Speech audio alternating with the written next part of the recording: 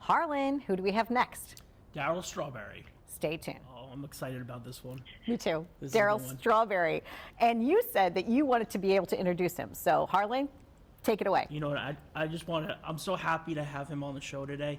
You know, it's not often in life where your heroes become your best friends, and you know we've all been through things in life. And you know, look, 8-time All-Star, 4-time World Series champion, Rookie of the Year, New York Times best-selling author, Amazon best-selling author, but more so than any of that, it's the work that he's doing every day, helping save people's lives. And you know, sometimes it's just the right day, the right time. For him, it was a Sunday. He was doing what he does. He was, you know, delivering a sermon.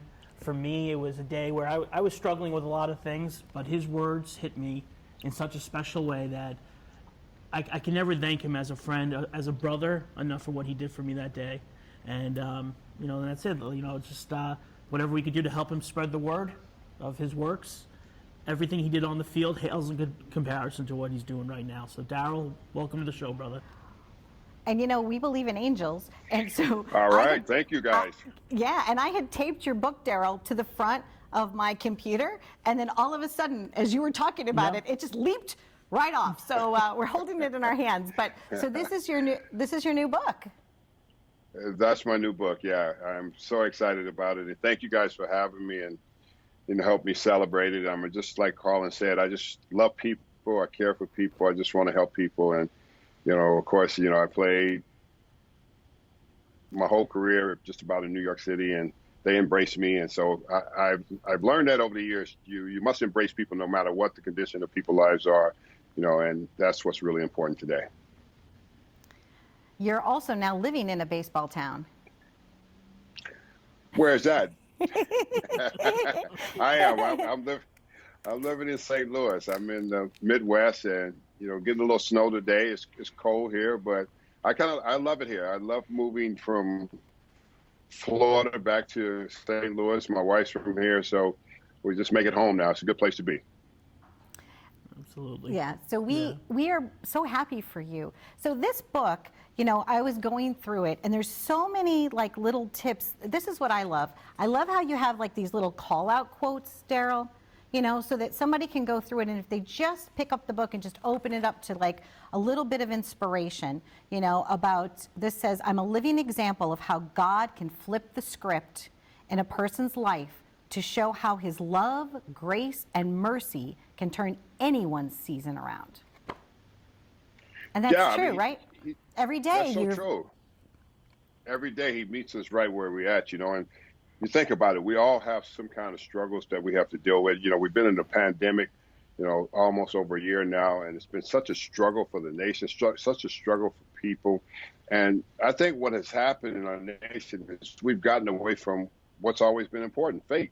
It's always been built on this foundation, and I think we've just gotten away from it. And, you know, everybody's gotten consumed with the negative social media, news outlets and everything.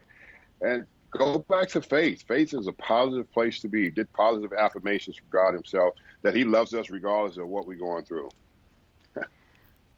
Yeah, and I love through the book too. Now me being a monster baseball fan, how you basically how the book follows, you know, 9 innings, and how you use, you know, a lot of what you learned in baseball to kind of show, you know, what faith is. And what really touched me too were the stories about the kid and about Mookie, and you know, just what great role models they were, and what you know, their beliefs and the kind of people they were. Any inside kid stories you feel like sharing today?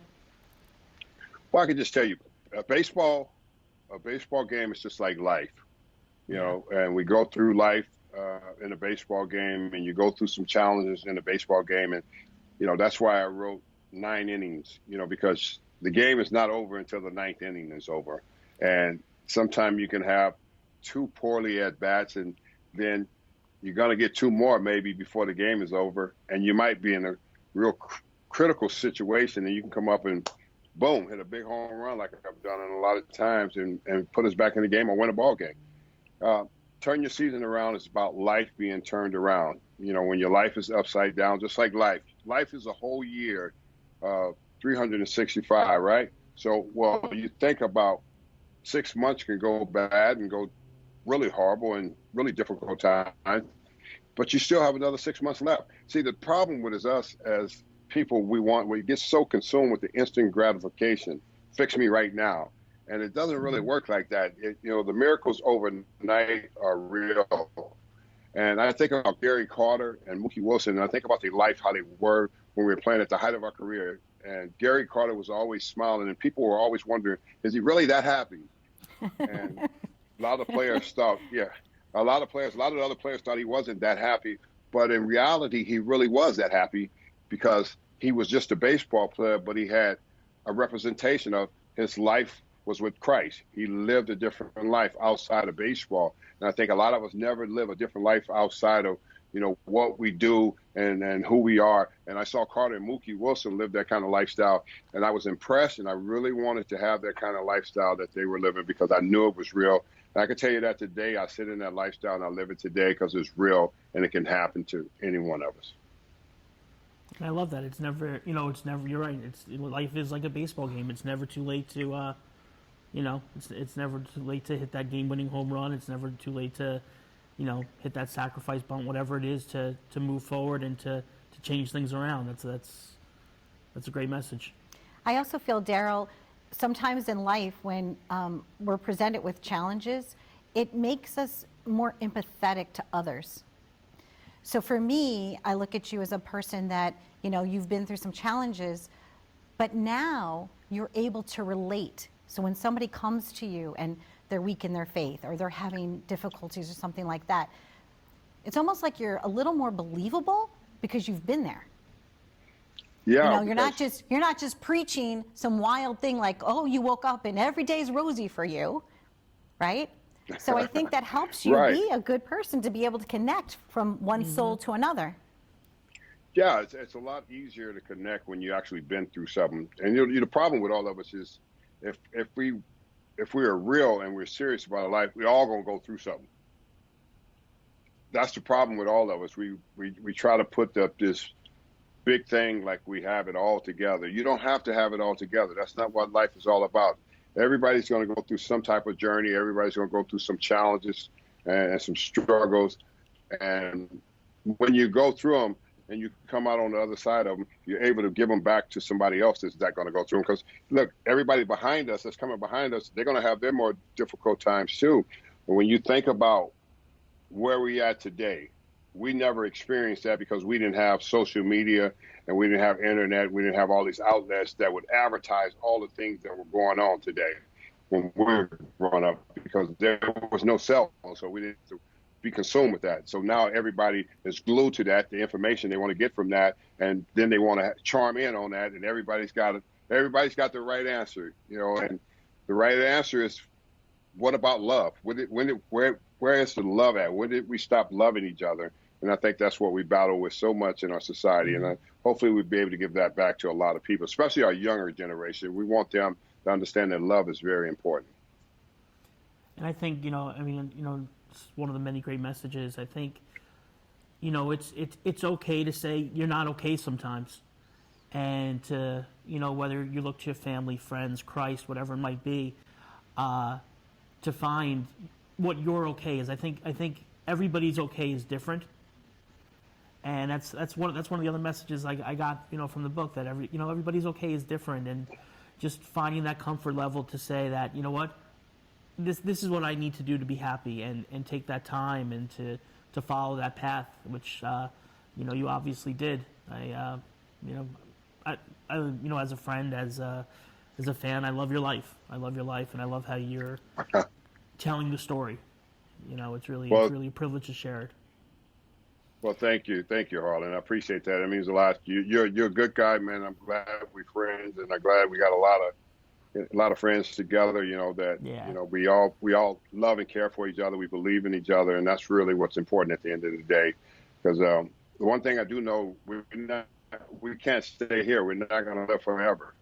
So make the best out of it. Carter is a prime example of dying at the age of 57. Here's a guy that lived a very humble life, a very faithful life about wife and kids and baseball, his career and everything. But at the same time, he passed away at the age of 57, so young, and went home to be with the Lord.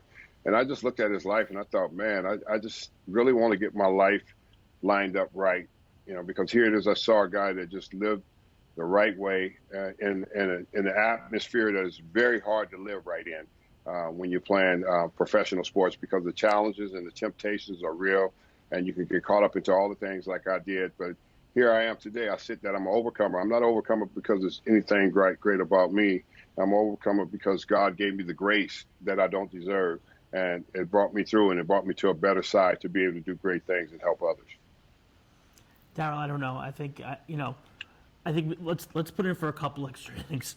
I want a couple extra innings. Let's see how far we can go. Are you saying you don't want to? You're not ready to cross home plate yet? I don't want 9. So Harlan's not ready to cross home plate yet. I want 12. But I want when 13. you do, and if you live your life every day, just that way, like you want to slide into home, right?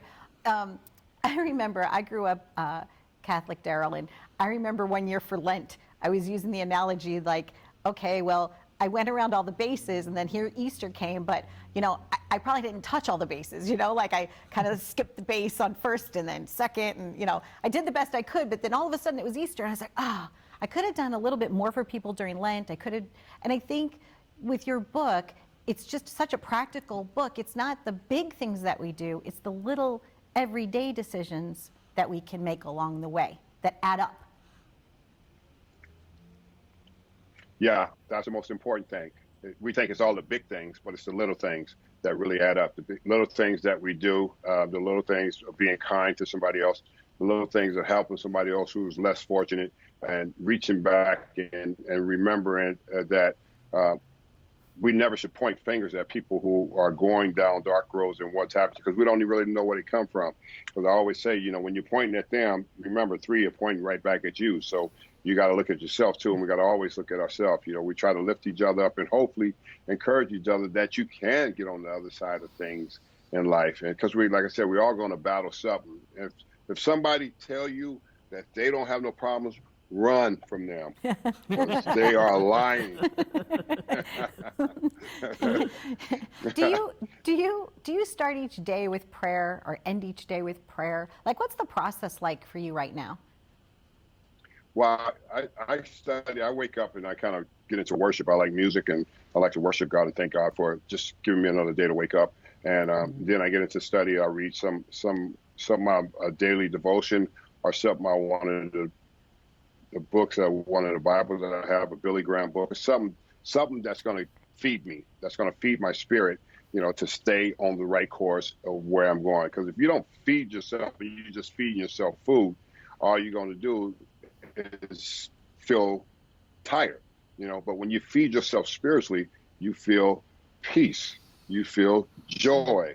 Even in the midst of going throughout your day, you don't let anything distract you, because now I've already filled myself with the peace before I get going.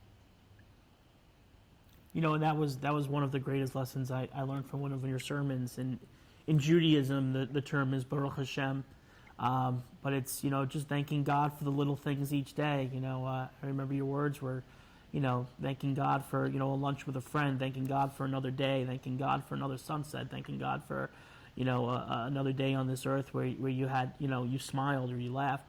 And it's just thanking God for those simple little things, and having the realization that those things are real and those things are gifts every day. I think just keeps you going, and it keeps you motivated to grow and to grow stronger as a person. Yeah, they do, because what happened. We've gotten away from that. We've gotten away from saying thank you, God. And we've gotten up and saying, oh my God. Yeah.